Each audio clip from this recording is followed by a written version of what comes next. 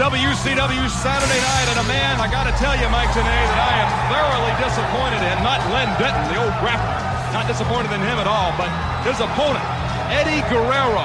You remember back, you were there at When Worlds Collide a few years ago, a WCW pay-per-view, when he was a tag team partner of the Love Machine, Art Barr. He was hated then. Boy, everybody, he had to have security around him to get out of the building for When Worlds Collide, and then we saw a change in Eddie Guerrero.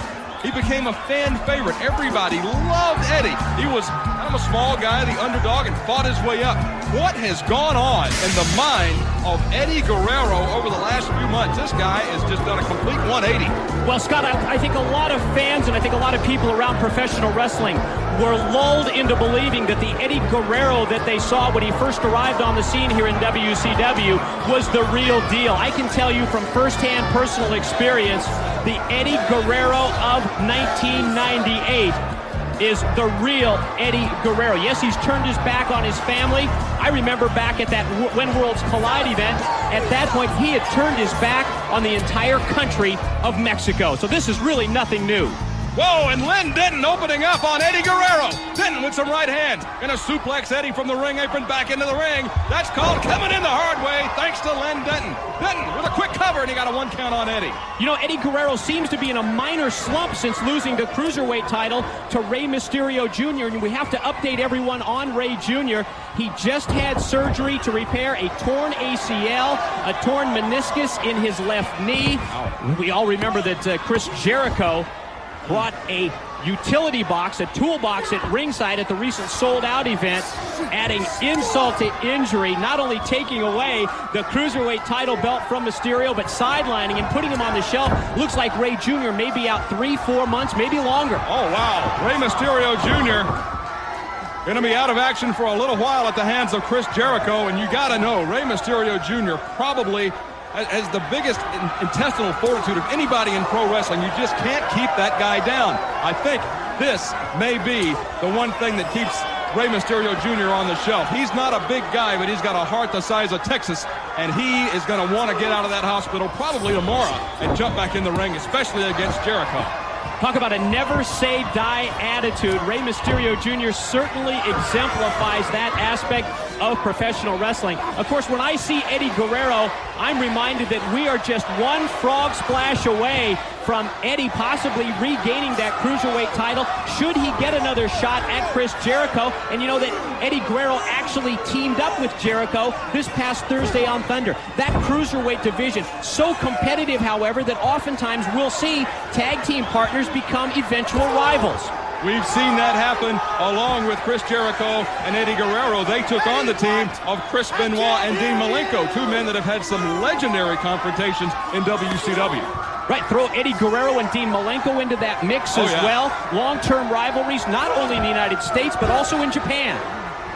Eddie Guerrero, whoa, European uppercut on Len Denton. Denton's a veteran, but I think he and Eddie are about equal in the old experience department. Denton may have a couple of years on Eddie. Yeah, I think Len Denton probably does from it. You mentioned his years as the grappler, but Eddie Guerrero certainly has one of the premier one-loss records of all the active wrestlers in WCW today. Reversal by Denton. Eddie, straight up and straight down.